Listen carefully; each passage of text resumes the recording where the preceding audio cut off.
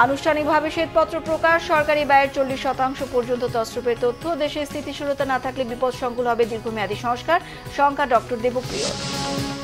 বিচারাধীন মামলার আইনি মোকাবেলা শেষে নির্বাচনের আগেই দেশে ফিরবেন তারেক রহমান, আশা মেজর হাফিজের। 15 আগস্ট জাতীয় শোক দিবসের ছুটি ঘোষণার রায় স্থগিত আপিল বিভাগে। জয় বাংলাকে জাতীয় স্লোগান ঘোষণার রায় স্থগিত চেয়ে রাষ্ট্রপক্ষের আবেদন। ইসিতে ভোটার তালিকা হালনাগাদ সংক্রান্ত বৈঠক, চূড়ান্ত ভোটার তালিকা প্রকাশ 2রা মার্চ। 4 নির্বাচন কমিশনারের নেতৃত্বে 4 কমিটি গঠন। দেখছিলেন ক্রাউন সিমেন্ট সংবাদ শিরোনাম, এবার বিস্তারিত। শেখ হাসিনার 15 বছরে দুর্নীতির শীর্ষে ছিল ব্যাংকিং খাত। ব্যাংকের মন্দ ঋণ দিয়ে 24টি পদ্মা সেতু বা 14টি মেট্রো রেল করা যেত, এমন তথ্য দিয়েছে শ্বেতপত্র প্রণয়ন কমিটি। সরকারি ব্যয়ের 40% পর্যন্ত অর্থ তছরূপের তথ্য দিয়ে কমিটির প্রধান ডক্টর দেবপ্রিয় ভট্টাচার্য জানিয়েছেন, চুরি দুর্নীতিতে রাজনীতিবিদ ও ব্যবসায়ীদেরও ছাপিয়ে গেছেন আমলারা। চামচা পুঁজিবাদ থেকে চোরতন্ত্রে রূপ নেওয়া দুর্নীতি রোধে সরকারকে দক্ষতা ও নিষ্ঠার সঙ্গে কাজ করার পরামর্শ তার। অর্থনৈতিক স্থিতিশীলতা ও নিরাপত্তা নিশ্চিত না হলে সংস্কার বিপদসংকুল হয়ে পড়বে বলে এমন আশঙ্কা করেন তিনি। বিস্তারিত জিয়াউল হক সবুজের রিপোর্টে। সোমবার রাজধানীর শেরেবাংলা নগরে বিগত সরকারের 15 বছরের দুর্নীতির শ্বেতপত্র প্রকাশ করে এ সংক্রান্ত কমিটি। এর প্রধান ডক্টর দেবপ্রিয় ভট্টাচার্য জানান, চোর ধরা তাদের কাজ নয়, কিভাবে চুরি হয়েছে সেটাই তুলে এনেছেন শ্বেতপত্র কমিটি। গেল 15 বছরে প্রতি বছর গড়ে $1,80,000 কোটি পাচারের তথ্য জানায় শ্বেতপত্র প্রণয়ন কমিটি। পাচারের টাকায় দুবাইতে 532টি বাড়ি ছাড়াও বিভিন্ন দেশে গড়ে তোলা হয়েছে সেকেন্ড হোম। এসব কাজে কে কার চেয়ে এগিয়েছিল সেই তথ্য দেন ডক্টর দেবপ্রিয়। এটা হলো 1 নম্বরে আসলে আপনারা ব্যাংকিং খাত। আপনারা দেখেছেন ব্যাংকিং খাতের অনাদায়ী ঋণের পরিমাণ, যে সমস্ত অবলোপন হয়েছে সেইখানে সেই অবলোপনের বিষয় এবং যে সমস্ত মিথ্যা সম্পদের ভিত্তিতে যেখানে টাকা নেওয়া হয়েছে এবং এখনও যে পরিস্থিতি বিদ্যমান, সেই হিসেবে ব্যাংকিং খাত 1 নম্বরে আসে। এটা কারণ ওইটা সবচেয়ে স্বচ্ছ হিসাব আছে আমাদের কাছে ব্যাংকিং খাতের থেকে। গতকালে গভর্নর এটা বলছিলেন। দ্বিতীয়ত যেটা আসে সেটা হলো জ্বালানি খাত। দ্বিতীয়ত জ্বালানি খাতের বিষয় আসে এবং জ্বালানি খাতের চেয়ে দ্বিতীয়ত হবে ফিজিক্যাল ইনফ্রাস্ট্রাকচার। জ্বালানি খাত আসলে হলো 3 নম্বরে। 2 নম্বরে যায় হলো অবকাঠামোর বিভিন্ন ক্ষেত্রে, যেটা 30-40% পর্যন্ত চুরি হয়েছে, এটি আমাদের ধারণা। এবং অনেক ক্ষেত্রে এই প্রকল্পগুলো অকার্যকরভাবেই সারা জীবন হয়তো বহন করতে হবে, শ্বেত হস্তির মতো। তো আর তৃতীয়ত হলো জ্বালানি খাত।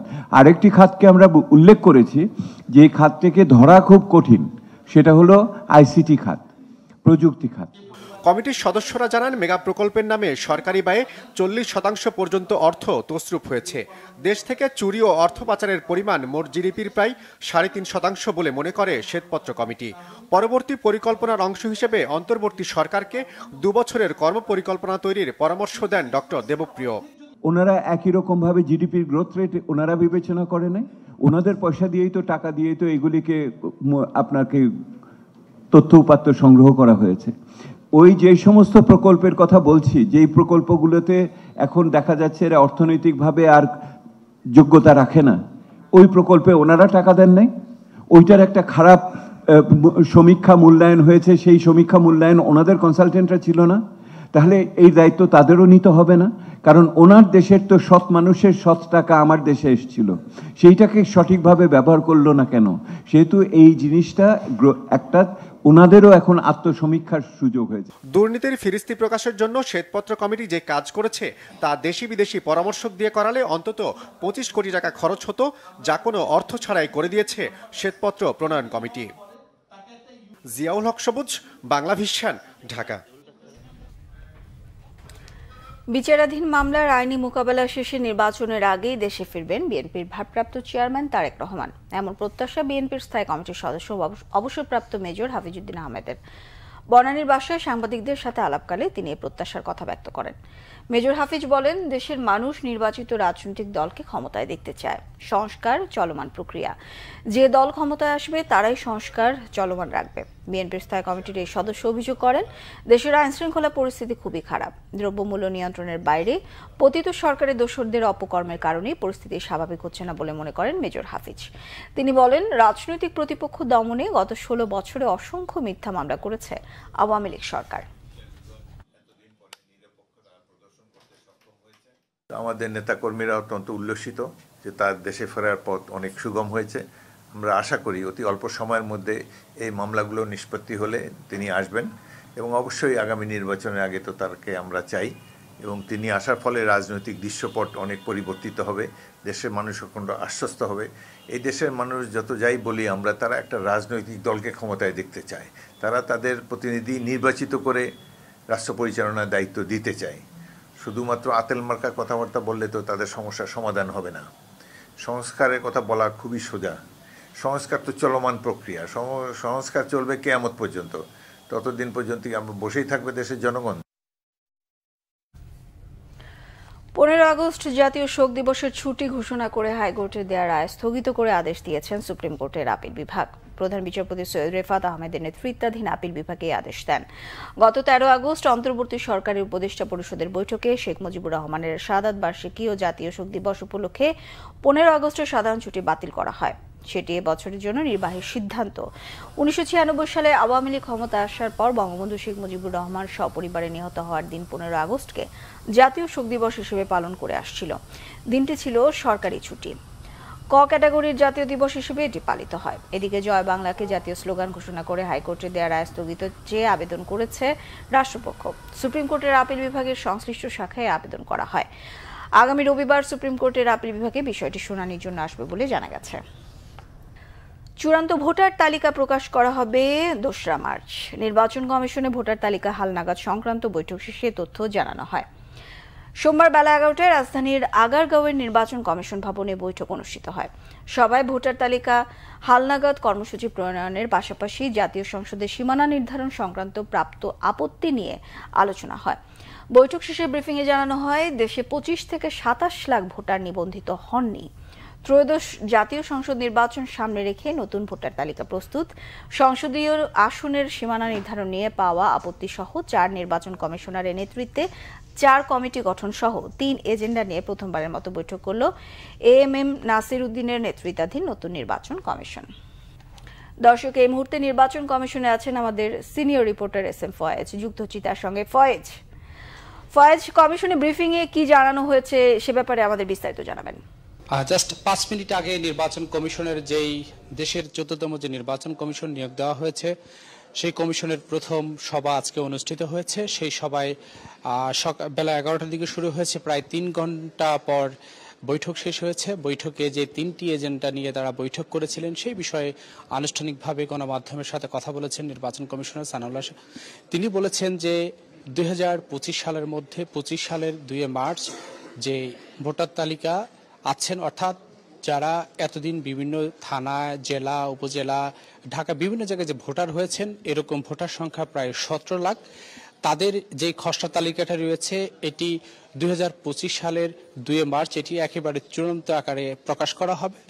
এছাড়া 2025 সালের 2 মার্চের পরে বাড়ি বাড়ি গিয়ে ভোটার তালিকা আবার নতুন করে শুরু হবে, যাতে করে কেউ ভোট দেওয়ার অধিকার থেকে যেন বঞ্চিত না হন। যারা ভোটার হওয়ার যোগ্য তাদেরকে ভোটার বানানো হবে। এটা একটি চলমান প্রক্রিয়া। নির্বাচন কমিশনার বলছেন যে একটি শুদ্ধ এবং নির্ভুল যে ভোটার তালিকা হালনাগাদ করা, যাতে করে নির্বাচনটি জাতীয় সংসদ নির্বাচন থেকে শুরু করে স্থানীয় নির্বাচন, পৌরসভা নির্বাচন, উপজেলা নির্বাচন, সব নির্বাচন যেন অবাধ, সুষ্ঠু, নিরপেক্ষ, বিশ্বাসযোগ্য, গ্রহণযোগ্য হয় এবং মানুষের যে ভোটের প্রতি অনাস্থা সেটি যেন ফিরিয়ে নিয়ে আসা যায়। এই জন্য একটি অবাধ, নিরপেক্ষ, একেবারে সুষ্ঠু যেই ভোটার তালিকা সেটি তারা প্রণয়ন করবেন এবং সেই তালিকা তারা প্রকাশ করবেন। এতে করে কোনো ধরনের অনিয়ম বা যারা কোনো ধরনের অনিয়ম করতে চায় সেটি বরদাস্ত করা হবে না, এবং কমিশনে একেবারে আগে যেরকম ভোটার তালিকা হলে সেটি নিবন্ধন হতো না, নানা জটিলতা দেখা যেত, সেটি যদি না হয় সে বিষয়ে তারা নিয়েছেন। আরেকটি বিষয় হলো নির্বাচন কমিশনের 4 জনের একটি কমিশন গঠন করা হয়েছে, যারা সীমানা নির্ধারণ করবেন, জাতীয় সংসদ নির্বাচনের এনআইডির সংশোধনের বিষয় রয়েছে, পদোন্নতির বিষয় রয়েছে, সব বিষয় নিয়ে তারা একটি কমিটি হয়েছে। এই বিষয়গুলো আজকে আলোচনা হয়েছে। এর পরবর্তীতে আমরা বিস্তারিত বাংলা ভিশনের দর্শকদেরকে আমরা জানিয়ে দিতে পারবো আমাদের নিউজের মাধ্যমে। এ ছিল আমাদের এখানকার সবশেষ তথ্য। ফয়েজ, ধন্যবাদ আপনাকে। দর্শক, নির্বাচন কমিশন থেকে যুক্ত হয়েছিলেন সহকর্মী এস এম ফয়েজ। পার্শ্ববর্তী দেশের মিডিয়া বাংলাদেশ নিয়ে অনেক মিথ্যা খবর প্রচার করে বলেছেন স্বরাষ্ট্র উপদেষ্টা জাহাঙ্গীর আলম চৌধুরী। দুপুরে রংপুরের পীরগঞ্জে শহীদ আবু সাইদের কবর জিয়ারত শেষে সংখ্যালঘু ইসকন ইস্যু নিয়ে সাংবাদিকদের তিনি কথা বলেন। স্বরাষ্ট্র উপদেষ্টা আরও বলেন, বাংলাদেশের গণমাধ্যম সত্য খবর প্রচারের মাধ্যমে তাদের মিথ্যা প্রচারকে বন্ধ করতে পারে। দেশে কোনো অস্থিতিশীল পরিস্থিতি তৈরি হয়নি বলে সাফ জানিয়ে দেন তিনি। হুঁশিয়ারি দেন, জুলাই আগস্ট আন্দোলন ঘিরে ঢালাও মামলা যারা দিচ্ছেন তাদেরও আইনের আওতায় আনা হবে। মিথ্যা মামলায় কেউ যেন শাস্তি না পায় তা নিশ্চিত করতে কমিটি গঠন করা হয়েছে বলেও জানান স্বরাষ্ট্র উপদেষ্টা। শীতার্তদের মাঝে কম্বল বিতরণ এবং পুলিশ লাইন অডিটোরিয়ামে জেলা ও মহানগর পুলিশ কর্মকর্তাদের সাথে মতবিনিময় করেন তিনি। ধরেন একটা ঝড় ঝান্টার পরেও কিন্তু আপনার এই ঘর ঠর রিপেয়ার করতে কিন্তু একটু সময় দরকার হয়। একেবারে যদি সাথে সাথে বললেন যে আমার ঘরটা তো এই ঝড়ের আগে এরকম ছিল, এখন কেন হয়ে যায় না? হয়ে যায়, কিছু সময় দিতে হবে, আমাদেরও কিছু সময় দিতে হবে। আমাদের কাছে তো এরকম কোনো কিছু নাই যে বলবার হয়ে যাবে। এখানে কোনো অস্থিতিশীল পরিস্থিতি তৈরি হয় নাই। পার্শ্ববর্তী দেশের মিডিয়া আমগো সম্বন্ধে অনেক মিথ্যা প্রচার করে, যেটা একমাত্র আপনারাই এটা করতে পারেন, কাউন্টার করতে পারেন, যেহেতু আপনারা সত্যি ঘটনা প্রকাশ করে এদের এই মিথ্যা প্রচারটাকে আপনারা মিথ্যাটাকে বন্ধ করে দিতে পারেন। আমি আপনাদের কাছে অনুরোধ করব, আমাদের দেশের সাংবাদিকরা কিন্তু সত্যি ঘটনাই বলে, এবং আপনারা সত্যি ঘটনা প্রকাশ করেন, এবং ওদের যারা আপনি এই যে মিথ্যা ঘটনা রটাচ্ছে তাদের মুখে সে সময় চুলকালি পড়বে। শাসকের অন্যায় ও জুলুমের বিরুদ্ধে জনগণকে প্রতিবাদের আহ্বান জানিয়েছেন জামায়াতের আমির ডাক্তার শফিকুর রহমান। ঝালকাঠিতে স্থানীয় একটি কমিউনিটি সেন্টারে ইউনিয়ন দায়িত্বশীল সমাবেশে প্রধান অতিথির বক্তব্যে তিনি অভিযোগ করেন, 15.5 বছর ধরে এ দেশে জনগণ শান্তিতে ঘুমাতে পারেনি। তারা মর্যাদার সাথে বাঁচার অধিকার থেকে বঞ্চিত হবার পাশাপাশি পেশাগত দায়িত্ব পালনেরও সুযোগ পায়নি। খুন, ক্রসফায়ার এবং বিচার বহির্ভূত হত্যাকাণ্ডে ভরে গিয়েছিল দেশটি। জামায়াতের 11 শীর্ষ নেতার বিরুদ্ধে জুলুমেরও অভিযোগ করেন তিনি। আমরা ওই বাংলাদেশ চাই যেই দেশের কোর্ট কাছারি, অফিস আদালত, মিল, সেক্টর, ইন্ডাস্ট্রি, কর্পোরেশন, স্বায়ত্তশাসিত শাসিত প্রতিষ্ঠান কোথাও গিয়ে আপনি লাঞ্ছিত হবেন না, অপমানিত হবেন না, কারো ভিক্ষা আপনাকে চাইতে হবে না, বরঞ্চ আপনার অধিকার আপনাকে সম্মানের সাথে দিতে হবে। সেই বাংলাদেশ চাই। শ্রমিক তার ঘামের অধিকার পাবে। এই বাংলাদেশের স্বপ্ন আমরা দেখি, আমরা কথা দিচ্ছি।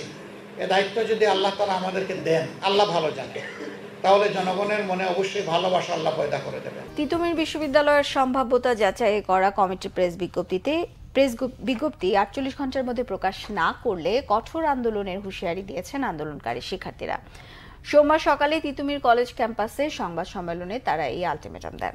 এই সময় তারা আরও 2টি দাবি তুলে ধরেন। কমিটি প্রকাশের পর 3 কর্মদিবসের মধ্যে তিতুমির কলেজে গিয়ে সরেজমিনে পরিদর্শন করার মাধ্যমে কাজ শুরু করতে হবে এবং কমিটি প্রকাশের 15 দিনের মধ্যে তিতুমির বিশ্ববিদ্যালয়ের সম্ভাব্যতা যাচাইয়ের বিষয়ে বিস্তারিত রিপোর্ট দিতে হবে। এ সময় শিক্ষার্থীরা বলেন, অতি দ্রুত তিতুমিরকে বিশ্ববিদ্যালয় করতে হবে। তাদের দাবি মানা না হলে আবারও তারা আরও বড় কর্মসূচি নিয়ে রাজপথে নামবেন।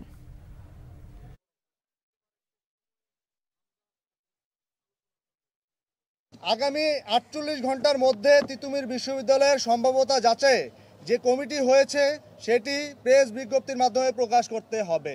আমরা চাচ্ছি না বারাসাত ব্যারিকেড টু মহাখালীতে আমরা যাই, তবে তারা যদি সঠিক দিক নির্দেশনা না দেয় আমাদেরকে, আর আমাদের দাবিগুলো মেনে না নেয়, তাহলে অবশ্যই আমরা যেতে বাধ্য হব।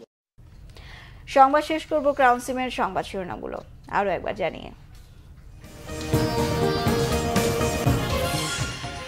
আনুষ্ঠানিকভাবে শ্বেতপত্র প্রকাশ, সরকারি ব্যয়ের 40% পর্যন্ত তছরূপের তথ্য। দেশে স্থিতিশীলতা না থাকলে বিপদসংকুল হবে দীর্ঘমেয়াদী সংস্কার, শঙ্কা ডক্টর দেবপ্রিয়। বিচারাধীন মামলার আইনি মোকাবেলা শেষে নির্বাচনের আগেই দেশে ফিরবেন তারেক রহমান, আশা মেজর হাফিজের। 15 আগস্ট জাতীয় শোক দিবসের ছুটি ঘোষণার রায় স্থগিত আপিল বিভাগে। জয় বাংলাকে জাতীয় স্লোগান ঘোষণার রায় স্থগিত চেয়ে রাষ্ট্রপক্ষের আবেদন। ইসিতে ভোটার তালিকা হালনাগাদ সংক্রান্ত বৈঠক। চূড়ান্ত ভোটার তালিকা প্রকাশ 2রা মার্চ। 4 নির্বাচন কমিশনারের নেতৃত্বে 4 কমিটি গঠন। এই ছিল এখনকার মতো। পরের সংবাদ বিকেল 4টায়। 3টায় রয়েছে নিউজ টপ 10 দেখার আমন্ত্রণ রইল। এছাড়া বাংলাদেশের সংবাদ ও সংবাদ সংশ্লিষ্ট অনুষ্ঠান দেখতে ভিজিট করুন www.bbnews24.com ও facebook.com/bangladeshernews।